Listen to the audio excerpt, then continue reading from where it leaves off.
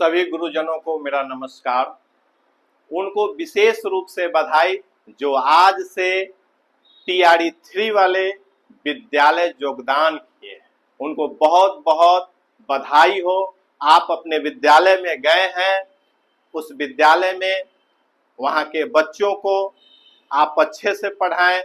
आप जो नॉलेज लेकर के वहाँ गए हैं, आपसे सरकार को बहुत उम्मीदें हैं।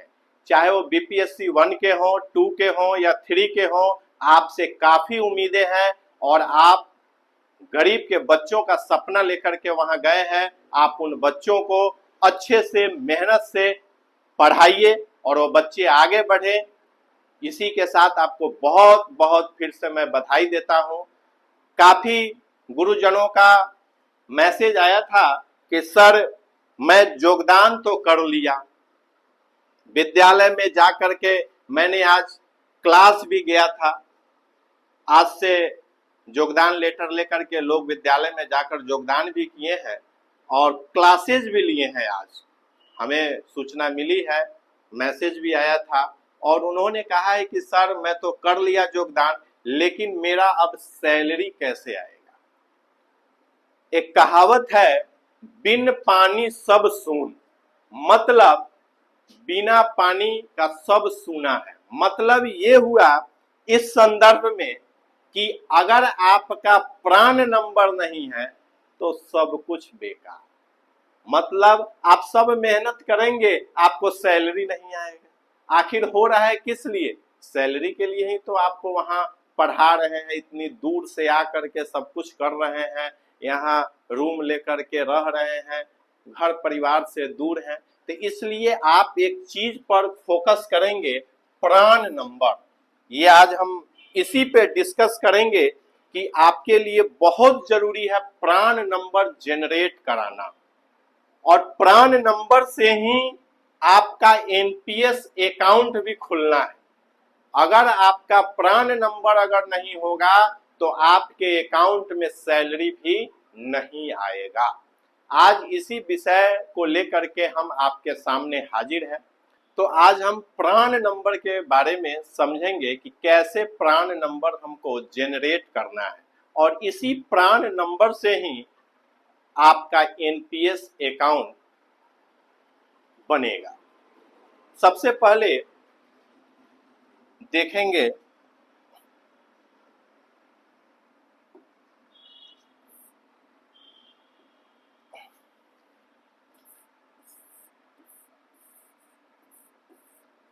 प्राण। इस प्राण का मतलब क्या है? ये आप ही का प्राण है। अगर ये नहीं रहेगा तो आपका जो है सैलरी नहीं आएगा। जब सैलरी नहीं आएगा तो फिर प्राण कहाँ से आपके अंदर रहेगा? तो इसीलिए इस प्राण बड़ा सोच समझ करके इसका नाम रखा गया है प्राण। और ये उनके लिए है जो गवर्नमेंट टीचर हैं या फिर गवर्नमेंट एम्प्लॉय हैं या फिर किसी सरकारी संस्था में काम करते हैं। ये उनको नौकरी ज्वाइन करने के पहले या ज्वाइन करने के बाद अवश्य जनरेट करा लेना आवश्यक है। जैसे प्राण का मतलब है P for permanent. Permanent, permanent का मतलब हुआ अस्थाई। परमानेंट का मतलब अस्थाई। R for retirement.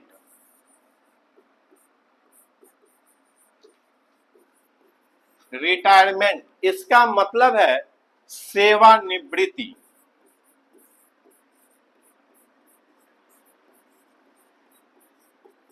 सेवानिवृत्ति। आप लोग हमारे चैनल को सब्सक्राइब कर लीजिए। मैं काफी इंपॉर्टेंट चीज बता रहा हूं। जितनी भी आपके नौकरी में जरूरत पड़ने वाला है टीआरई 3 में, उन सभी चीजों को मैं बारी बारी से वीडियो लेकर के आऊंगा। आप सब्सक्राइब कर लें, आप हमें मोटिवेट करेंगे तो यही मुझे एनर्जी देगा आपको और भी बहुत सारे जानकारियां उपलब्ध कराने के लिए।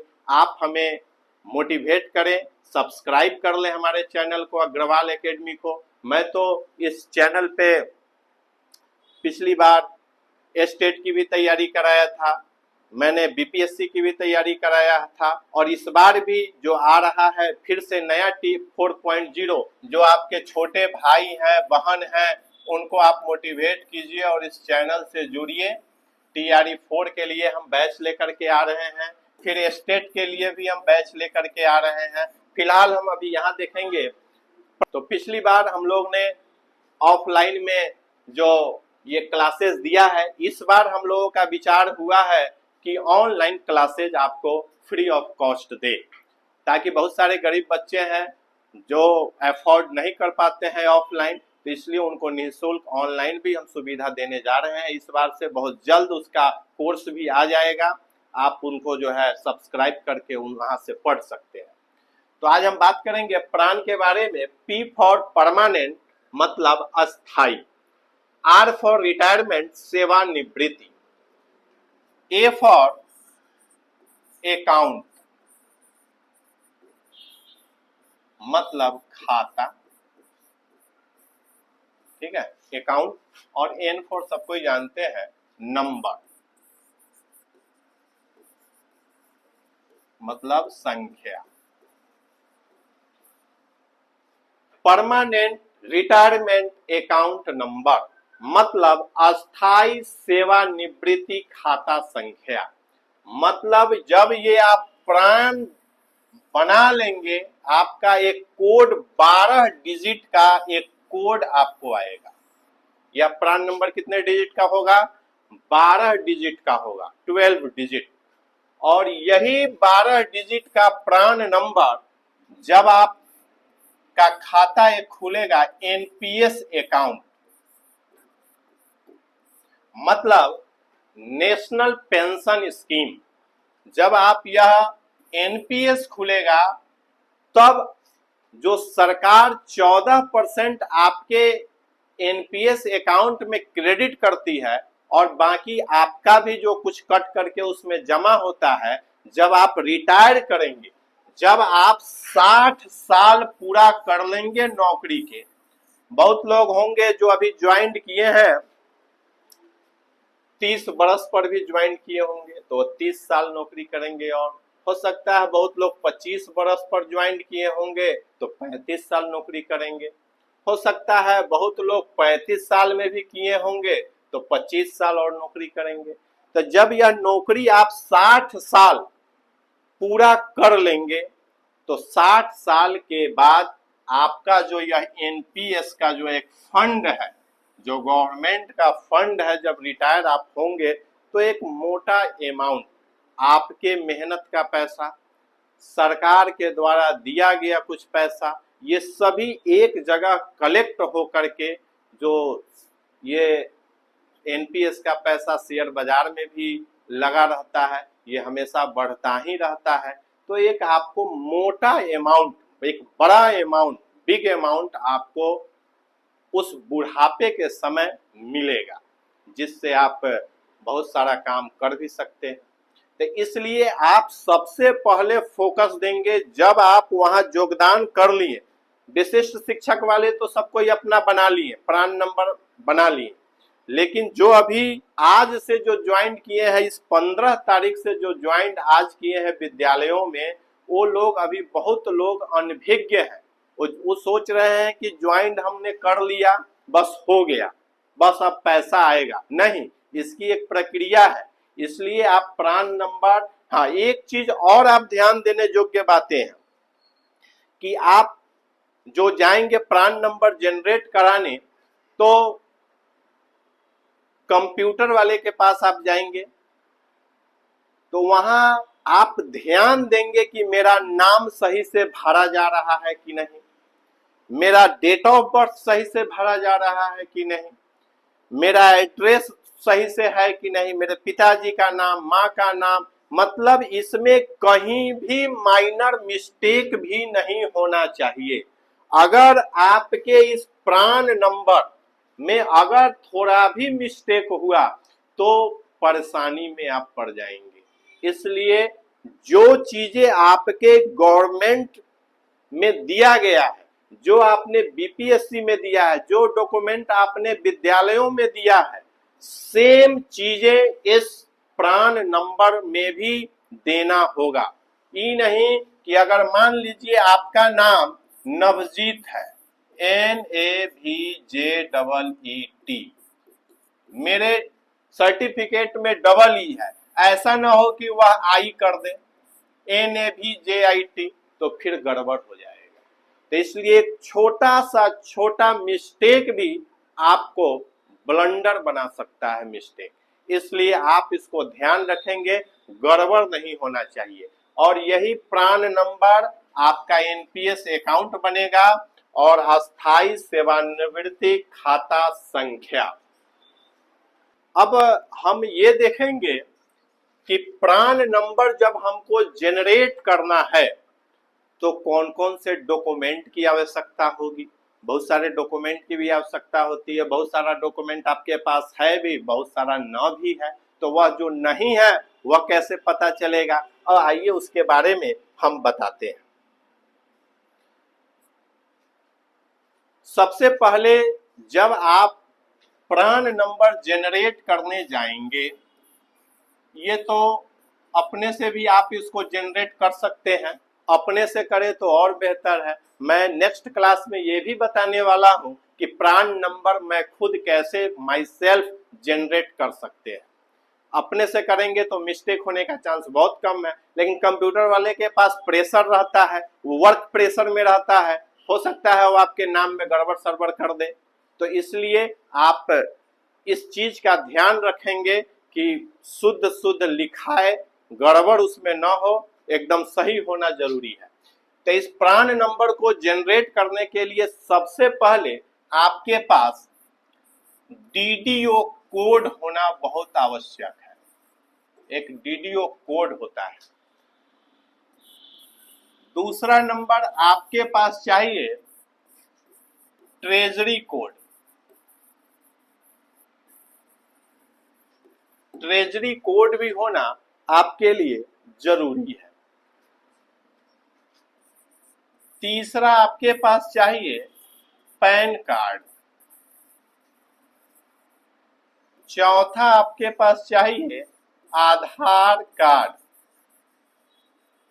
आधार कार्ड भी होना आवश्यक है। पांचवा आपको चाहिए एक अकाउंट आपके पास होना आवश्यक है। छठा आपको चाहिए एक चेकबुक होना आवश्यक है। मतलब आपके पास डीडीओ कोड चाहिए, ट्रेजरी कोड चाहिए, प्राण चाहिए, पैन कार्ड चाहिए, आधार कार्ड चाहिए, एक अकाउंट नंबर चाहिए, उसके बाद एक चेकबुक चाहिए। आगे फिर हम बात करें इस चेकबुक के बाद, तो आपका एक सिग्नेचर चाहिए, तो आप वहां रहेंगे तो सिग्नेचर तो कर ही देंगे। आठवां आपके पास आपका एक सुंदर सा फोटो चाहिए। क्या चाहिए? एक सुंदर सा फोटो चाहिए। मतलब ये जो डीडीओ कोड है, मैंने जो एक डीडीओ कोड लिखा है, यह डीडीओ कोड आप मोबाइल में गूगल से भी सर्च करके आप डीडीओ कोड निकाल सकते हैं, या फिर जिला से भी आपको मिल जाएगा।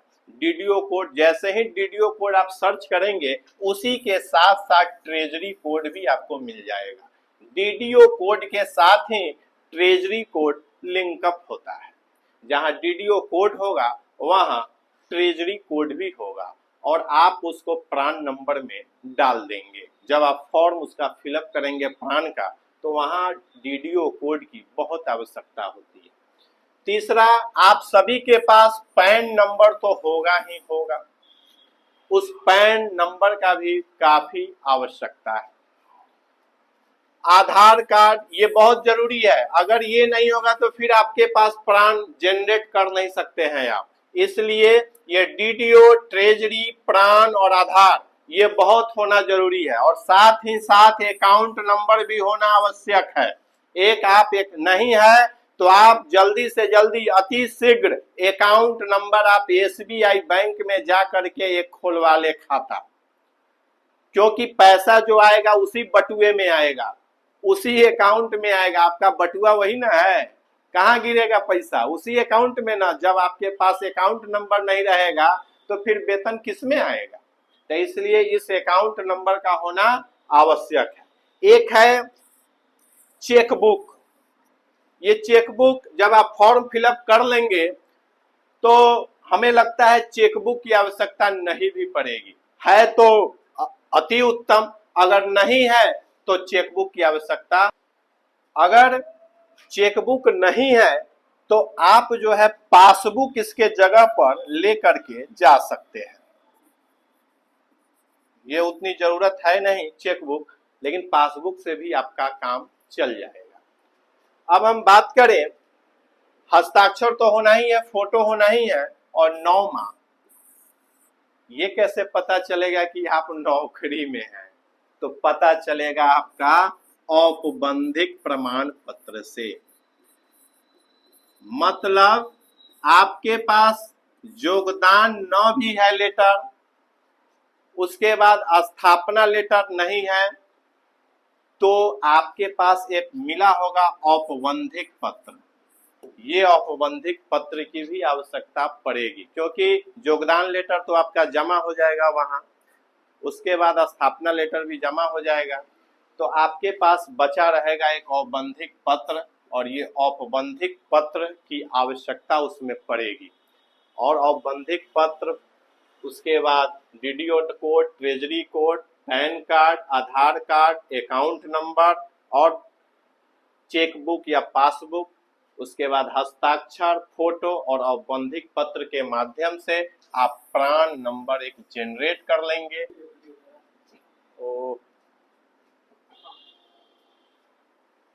तो प्राण नंबर से आपका जो है एनपीएस अकाउंट जो है बन जाएगा, और इसी एनपीएस अकाउंट में भविष्य का निधि क्या होगा? जमा होगा। औपबंधिक पत्र तो हो गया, इसके साथ साथ एक आपको आवेदन पत्र भी लगना है। ये बताने की जरूरत नहीं है, लेकिन मैं बता दे रहा हूं, एक आवेदन जो है आप उसके साथ कर देंगे, ताकि मेरा प्राण नंबर जनरेट किया जाए।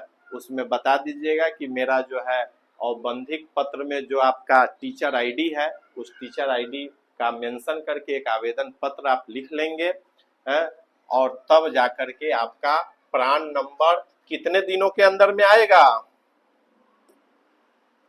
जब आपका प्राण फॉर्म फिलअप कर लेंगे, जब आपके पास मैसेज आ जाएगा, ये प्राण जो है एनएसडीएल, ये एक गवर्नमेंट का साइट है एनएसडीएल, जो इसको प्रोटीन देखती है, इसी साइट पर ये प्राण नंबर जनरेट किया जाता है। जब आप प्राण नंबर जनरेट कर लेंगे तो 15 दिन का समय लगता है यह प्राण नंबर आने में। जब यह प्राण नंबर आपके पास आ जाएगा तो आप विद्यालय में या फिर जिला में जाकर के एनपीएस अकाउंट क्रिएट करा सकते हैं। तो ये बहुत जरूरी है सूचना, और आप इसे ध्यान में रखेंगे तो आपका एनपीएस अकाउंट क्रिएट हो जाएगा, और इसी में आपका जो है पैसा आना शुरू हो जाएगा। बहुत लोगों का कमेंट भी आ रहा है कि सर एप्लीकेशन कैसे लिखेंगे, तो ठीक है, उसका हम एक फॉर्मेट आपको हम बता दे रहे हैं।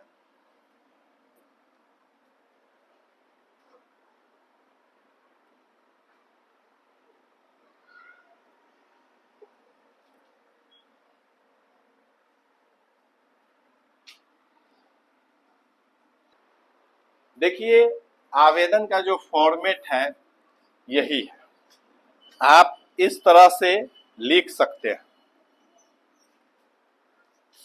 सेवा में प्रधानाध्यापक महोदय, एक मिनट, सेवा में प्रधानाध्यापक महोदय वहां आप विद्यालय का नाम लिख लीजिए, जो आप ज्वाइनिंग वहां जाकर किए हैं उस विद्यालय का नाम क्या है, आपके जो योगदान पत्र है उसमें भी लिखा होगा, उसका नाम आप लिख दीजिए, जो भी नाम हो, UHS जो नाम है लिख दीजिए। विषय विद्यालय अध्यापक पद पर योगदान के संबंध में महाशय निवेदन पूर्वक करना है कि मैं, जो नाम है, मान लीजिए नाम है नवजीत कुमार, ठीक है, नाम लिख दीजिएगा नवजीत कुमार। ग्राम जो होगा आपका वो लिख दीजिएगा, जिला जो होगा वो लिख दीजिएगा, का अस्थाई निवासी हूँ, बिहार लोक सेवा आयोग BPSC पटना के आयोजित परीक्षा में बिहार विद्यालय अध्यापक भर्ती परीक्षा के लिए अध्यापक पद पर मेरा चयन हुआ है।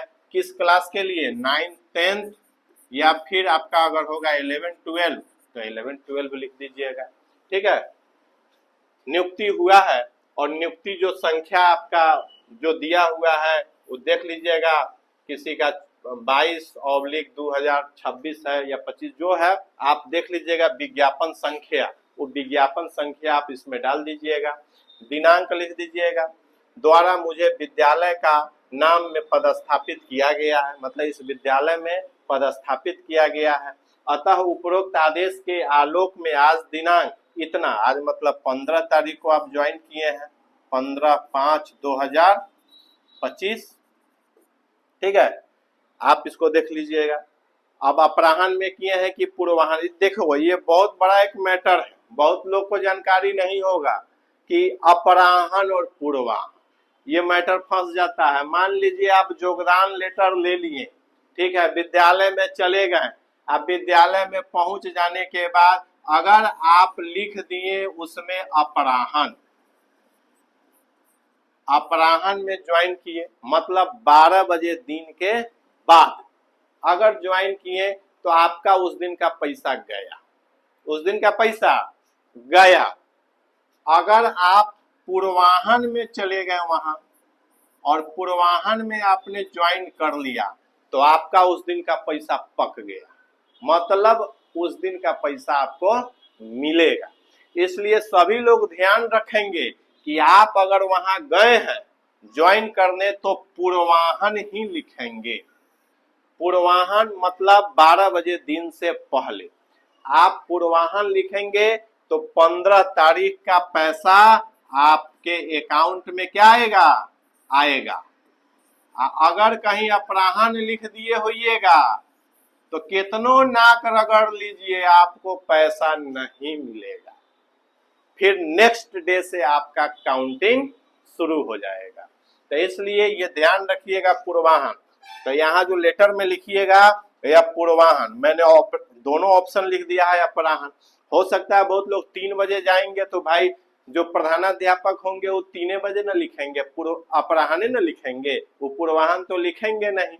क्या कहीं आपके कर कुटुंब होंगे तो लिख देंगे, क्या गुड फेथ में लिख देंगे।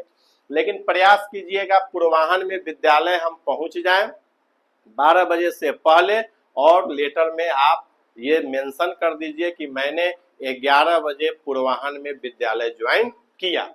जैसे ही ये लिखेंगे उस दिन का आपका पैसा आपके खाता में मिल जाएगा, जब भी मिलेगा सब जोड़ जाड़ के मिल जाएगा, ठीक है। उसके बाद आप ये लिख दीजिएगा, अपराह्न में मेरा योगदान स्वीकृत करने की कृपा प्रदान करें, ठीक है।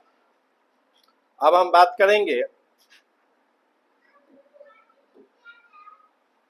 यहाँ क्या करेंगे, आप अपना नाम लिख देंगे विश्वास भाजन के पास,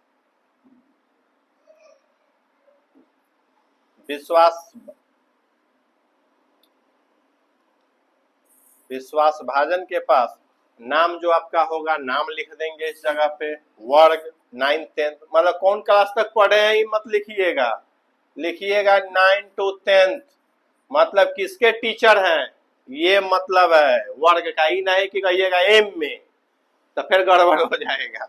9th 10th या फिर 11 12, ठीक है। उसके बाद किस सब्जेक्ट के टीचर ही नहीं कहिएगा कि एम में हम कौन सब्जेक्ट से किए हैं, BA कौन सब्जेक्ट से किए, वो नहीं लिखना है।